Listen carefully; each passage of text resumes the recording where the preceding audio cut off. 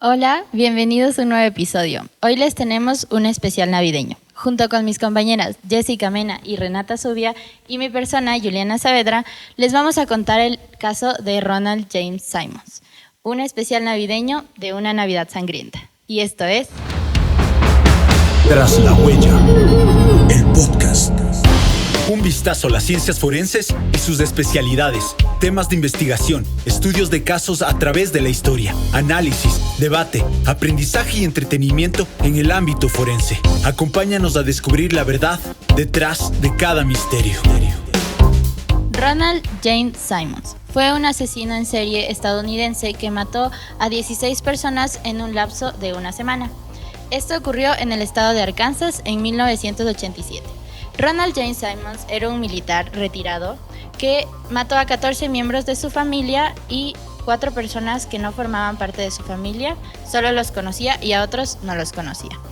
Él también incluyendo en sus crímenes estaba el abuso a su hija, que igual la mató y bueno, cuéntales un poquito más. Ahora vamos a regresar a los años 80, el 22 de diciembre. Todos estos asesinatos se fue cometido desde el 22 de diciembre hasta el 28 de diciembre. Ahora, ¿qué sucede con estos asesinatos? Él empezó primero a matar a su esposa y a su hijo mayor. Ellos, podemos decir que a los mayores les disparaba y a los menores les estrangulaba. A unos les hizo caber su propia fosa y en los cuales a ellos mismos les enterró a los menores. A una le ahogó en un tanque de agua y por lo tanto ahí podemos observar cómo él se iba desatando poco a poco. No, esto no sucedió durante un día, esto iba de sucesos en sucesos, días, el 22, el 26 hasta el 28. ¿Qué pasa ahora el 28 de diciembre? El 28 de diciembre él dice él trabajaba en un Petrolero. en un edificio. Ahora, él tenía a una amante, se podría decir, la cual ella lo rechazó. Va a estas instalaciones y ¿qué es lo primero que hace? Ella era secretaria, entonces lo primero que hace es dispararla a ella. Ahí empieza a matar a las otras 3 personas, porque en total fueron 4 personas externas. Bien, con esto de que en la mañana del 28 de diciembre ya empiezan a exaltarse todos los del edificio y llega a su captura, en la cual ahí empezamos de que se le atribuyeron las 16 muertes en total y le determinaron de que él no apeló porque tenga una sentencia o algo, sino directamente a la sentencia de muerte, en la cual fue la inyección que era más fácilmente para él en ese tiempo. Ya, yo les voy a hablar un poco del perfil psicológico de Ronald James Simons. ¿Simons? Sí, Simons. Él tenía un perfil psicológico de depresión. Él estuvo internado varios meses en una clínica de salud mental. Y dentro de su familia él tenía una fama, por así decirlo, de agresivo y controlador. Agresivo, ¿de dónde nace esta agresividad? Obviamente desde sus antecedentes. El principal antecedente es la familia y esta poca estabilidad que le brindó su familia como su madre y su padrastro. Y la depresión ya es un trastorno un poco más complicado de analizar, que ya vamos a discutir en un momento más. El legado del caso, en sí, este caso es muy complejo para hablar en la criminología y en la psicología. ¿Por qué? Porque nunca se pudo determinar qué tipo de trastornos tenía este sujeto. Aún así, en el juicio sí se mencionó que tenía un trastorno, pero nunca se esclareció cuál tipo de trastorno era, solo se dijo que era un trastorno y que no influía en su forma de cometer los delitos, o sea, no influyó en el cometimiento de los hechos. Ahora, como conclusiones de este caso, para concluir un poco de la historia del caso, este es un trágico ejemplo de cómo la salud mental y cómo las épocas navideñas, de lo que ya les vamos a hablar un poquito más adelante, cómo las épocas navideñas afectan a la psicología de la persona y a la estabilidad mental de la persona, obviamente. Ahora, vamos a hablar de las características psicológicas destacadas de este sujeto. Como mencioné, dentro del caso no nos mencionan lo que es un trastorno específico que él pudo haber tenido, pero nosotras sacamos como viendo el comportamiento que él tuvo durante el caso y durante su juicio, sacamos nuestras propias conclusiones y nuestros propios diagnósticos, por así decirlo, de los trastornos posibles que él pudo haber tenido. El primero es el trastorno de personalidad antisocial, antes conocido como sociópata, ahora correctamente dicho es trastorno de personalidad antisocial. Simons presenta muchos de los rasgos característicos de este trastorno, tales como la falta de empatía, la manipulación, la irresponsabilidad y la impulsividad. La impulsividad se denota obviamente en cómo asesinó, que era lo que comentaba la Jess antes de empezar, cómo asesinó a sus hijos, a los desconocidos, bueno, que él conocía obviamente, pero a las personas externas a su familia. De ahí tenemos la depresión mayor. Como mencioné, él estuvo internado en un psiquiátrico o una institución de salud mental.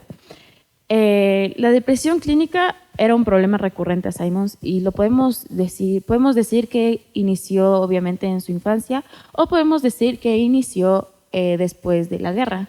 O sea, en la infancia podría ser por lo que es, en su infancia él no tuvo una estabilidad del hogar, porque el padre murió a sus 3 años. A los 3 años. Y por ejemplo, ahí la mamá empezó a cambiarse de lugar en lugar, casa tras casa, entonces él no tuvo una estabilidad tanto de un hogar, claro. Y él no tiene ese ejemplo, por así decirlo. Claro, y podemos decir que también se agravó cuando él estuvo en el ejército y participó en la guerra, como que todo el estrés que te causa estar en ese entorno te puede agravar bastante todos los traumas que tú tienes dentro de tu infancia o viviste en tu infancia, ¿sí? Aunque no estabas consciente de que fue algo duro, pero ya se agravó en ese momento. Pero recordemos que Simons estuvo en la guerra de Vietnam y la guerra de Vietnam dejó a varios de los soldados muy trastocados mentalmente. De hecho, todas las personas que van a guerras o participan en este tipo de eventos tienen algunas afecciones psicológicas y tienen hasta a veces traumas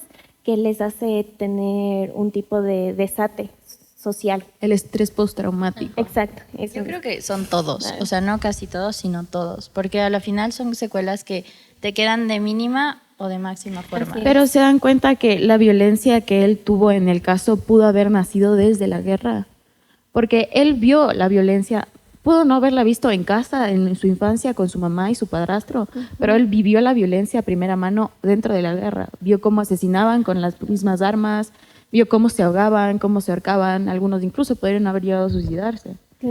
Claro, te expones a mucha violencia y ahí va el tema de cómo él asesinó a todos sus hijos. O sea, no fue algo sutil, no fue algo así como les enveneno o algo, sino fue les voy a disparar, les voy a estrangular, voy a enterrarles o voy a abandonarles a la mayoría de pequeños menores de edad, les dejaba en carros abandonados. Haz de cuenta solo en el momento en que a ellos mismos les hizo caber estas fosas. Claro. Sí. Y ahí mismo a ellos los mete. O por ejemplo, el ahogamiento de la menor. O sea, es como que la ira, porque si tú te pones a observar, todo el momento que tú ahogas a una persona, notas eso, o el estrangulamiento es como que la ira. Claro. Sí. Y hay que recordar que hay una de las hijas que él asesinó era hija de él y de su propia hija, por un abuso sexual que cometió en contra de su propia hija. Claro, y ahí también viene un detalle que, bueno, yo leí en la historia un poco, que es que a la mayoría de sus hijos él les tapa con una tela, ¿verdad? Con una tela, ajá. Con una tela, y a su hija, a la que él abusó, le tapa con un mantel blanco. Así. Es como sentimiento de culpa. Claro, tú ves esos pequeños rasgos que te dicen, o sea, él está totalmente consciente de lo que está haciendo y tiene ese del pasado que le está picando y le dice como, tienes que tener un poco de compasión. Ahí se descarta la posibilidad de que sea psicópata, por ejemplo, porque ahí vemos la compasión de, o sea... Es como que tiene la culpa, o sea, tiene el momento, o sea, solo imagínate. También, dato importante que me había olvidado, él antes fue acusado de violación, pero al ver de esa acusación, él salió huyendo y les hizo cambiar de estado a su familia. Eran 7 hijos en total, entonces... ahí podemos ver cómo él también tenía estos rasgos desde antes, no precisamente con su familia, sino también antes de... Es que ahí entra el trastorno, los pensamientos paranoides, el trastorno paranoide, por ejemplo. También. en el que él se sentía perseguido constantemente. Perseguido primero por el abuso sexual que cometió, en el que ya lo descubrieron, ya hubo una denuncia, él ya estaba siendo perseguido por la ley. Y de ahí el pensamiento paranoide que viene después del asesinato, que eso creo que no se dio, porque él se entregó a la policía. Él esperó a que lleguen así, entonces dijo como, tranquilos, yo espero Ajá. aquí. Y ni Mencionan discutió. que se quedó, o sea, fue súper Pasivo. con las personas, incluso en el juicio, que él mencionaba y decía, yo no quiero apelar, yo no quiero tener una sentencia, a mí denme la pena de muerte. O sea, es como... Directamente es como que ya acabar con todo esto, definitivamente. Ya. Y por último, como característica psicológica destacada tenemos la impulsividad y la falta de control. Impulsividad en cómo cometió los actos y la falta de control también en cómo cometió los actos. O sea, Al menos los últimos. tenía cierto control en saber cómo actuar. O sea, él tenía planeado, obviamente tenía los pozos cavados, tenía los carros en donde les iba a dejar a cada niño, tenía planeado cómo los iba a asesinar, qué les iba a decir, ven, te tengo un regalo, toma balazo. Perdón. Pero sí, o sea, falta de control en cierto punto en el momento de cometer los actos. O sea, ahí se ve la ira que él tenía hacia sus familiares. Claro, ahí yo creo que viene bastante el tema de las fechas en las que se cometió el delito. Los delitos. Que es como las fechas de Navidad, para mí, son unas fechas muy movidas. O sea, aparte de muy movidas de que en el entorno, son muy movidas emocionalmente. Claro. Yo siento que eso también le pudo influir bastante en su comportamiento, porque claro, tú sientes esa presión de que se vienen fechas importantes, de que necesitas, la familia tenía una familia muy grande, incluso rasgos económicos te llegan a sentir, o sea, es algo que influye bastante. De por sí, o sea, las fechas navideñas las vemos como un acercamiento familiar, una reunión familiar para pasar con la familia, disfrutar, amarlas, o sea, dar esos regalos, esos aprecios. Entonces, creo que también ¿por qué se hacen estos casos? Es por la situación en que ponen y hacen dar cuenta a las demás personas cómo esto puede suceder en una época tan apreciada, que es muy, muy apreciada. Pero es que yendo por la misma línea de pensamiento desde la Yuli, si vemos, por ejemplo, en estadísticas, la mayor cantidad de suicidios se cometen en Navidad. Y eso es por la falta de amor con la familia. Bueno, yo lo veo es algo así. por la presión que se vive. Ajá. Más bien, tienes presión económica de conseguir los regalos para toda la familia. Presión familiar, tengo que estar con la familia. Hay incluso casos en los que es que esta Navidad no tengo novio y va a llegar mi tía y me va a preguntar, ¿qué tal el novio? Entonces eso ya nos causa un cuadro depresivo, ¿me entiendes? Y ya con los antecedentes de Simons, tenía ya depresión. Obviamente las épocas navideñas venían siendo más presión para él de tengo que arreglar tantas cosas, tengo que hacer tantas cosas, y para él una de sus primeras motivaciones fue la venganza, pero también podemos tomarlo por la depresión, o sea, Claro. quiero librarme de esto de la manera más fácil. Y eso que no sabemos o sea, si la mamá tenía otra pareja, cómo pasó en sus navidades, cómo él se sentía, porque obviamente tenemos que buscar ese factor de que ¿por qué en estas fechas? ¿Por qué lo hizo realmente en estas fechas?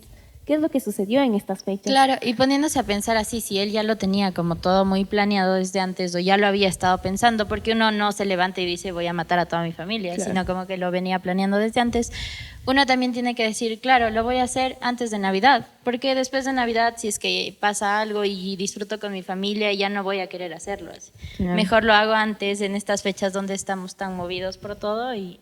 O sea, puede ser como pensamientos muy influyentes porque las fechas en sí mueven a todas las personas. O sea, personas felices, personas con depresión o con cualquier trastorno. Claro, te llega como, si eres una persona que ya tiene depresión y vienen estas fechas y sientes esa presión, la depresión crece. O sea, te vas a sentir pensando en todo y analizando todo y dices, no, o sea, mejor no. Ya dejando la depresión a un lado y la Navidad a un lado, que obviamente es lo más importante porque estamos en el capítulo navideño. También otra de las motivaciones y de las que se habla bastante en el caso es el deseo de venganza, el deseo de vengarme de mi familia. Y esto nace de nada, porque él tenía una relación, no relación de familiar sana, porque él era violento con la familia, pero dentro de su familia ellos no le hacían nada a él. Él era el que los atacaba a ellos. Entonces, ¿de dónde nace este sentimiento de venganza? Y eso, ahí en lo que mencioné, no se sabe qué realmente pasó en sus antecedentes, o sea, en su infancia, para Claro. que esto le haya detonado, por así decirlo. ¿Y por qué lo causó? O sea, ¿qué pasó que la familia le hizo para que él le hiciera todo esto? Yo creo que más que ver qué le hizo a la familia es cómo él tenía la percepción de una familia.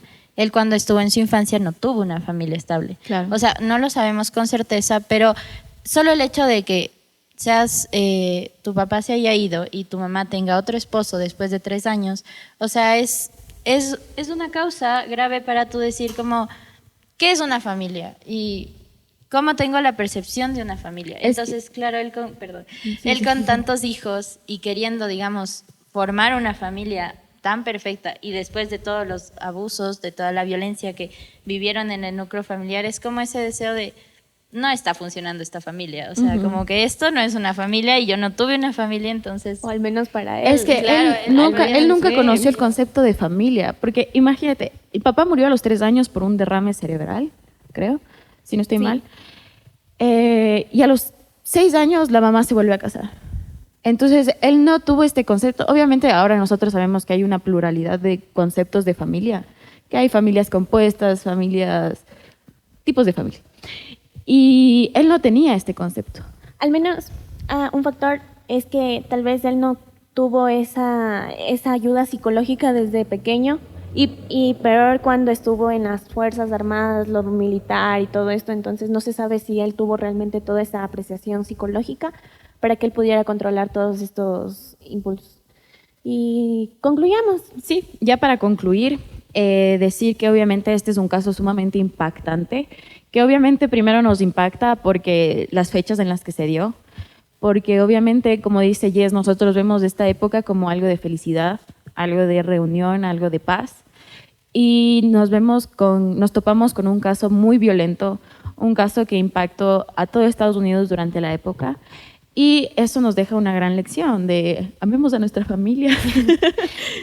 Ayuda psicológica. Realmente creo que eso es muy especial, un factor muy importante para todos porque la ayuda psicológica, si es que tú tuviste algún trauma desde tu infancia o tienes un trabajo muy pesado, tienes que realizarlo, tienes que ir a una sesión, hazlo voluntariamente. Si no tienes los recursos, sabemos que hay los recursos gratuitos, entonces apóyense ante esto. Claro, y bueno, nuestro especial navideño también es mucho para analizar tema de perfil psicológico, las motivaciones que tuvo esta persona, todo el entorno que rodea el caso. Y nada, esperamos que les haya gustado mucho y les esperamos en un nuevo episodio de Tras la Huella Podcast. Gracias. Gracias. Tras la Huella.